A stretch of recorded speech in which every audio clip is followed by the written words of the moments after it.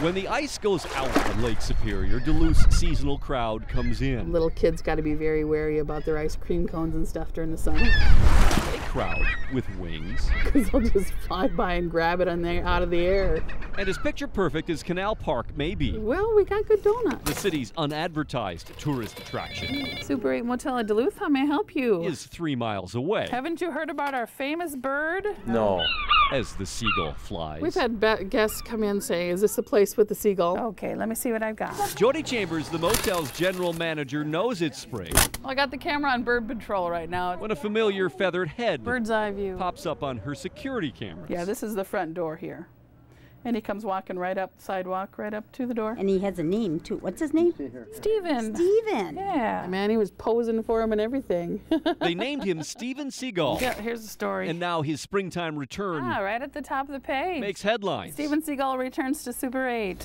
Best story in the paper that day, I must say. Not just in the Duluth paper. We went on the internet site for CNN, and right next to Saddam Hussein stuff was our little Steven Seagull was on there, so that was kind of funny. Doing a karate kick or what. Steven's multiple daily showings Standing out on the sidewalk this morning, looking right back at you going, where's my food? all began 7 years ago with housekeepers tossing scraps to the seagulls gathered outside. Then when they were done with their break, they'd come indoors.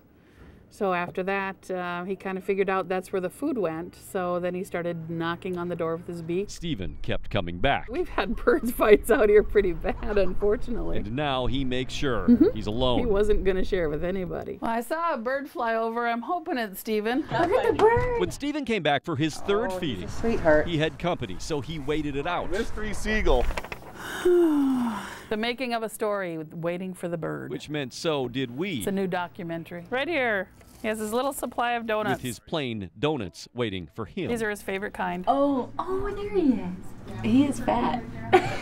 He's been a little media shy this year. When the coast cleared of competition, Yeah, here he comes. Steven waddled up for his third Super 8 meal of the day. He can see you right now. Could you step over on the other side? I don't mind if he's mean or anything. It becomes a group effort, Here he comes again. not to scare him off. As long as you bring food, I'm not sure he cares. But nothing, it seems, comes between a seagull Where's my food, he says. and the good thing he's got going. There he goes. If the knocking on the door doesn't work, he makes his presence known Poor guy.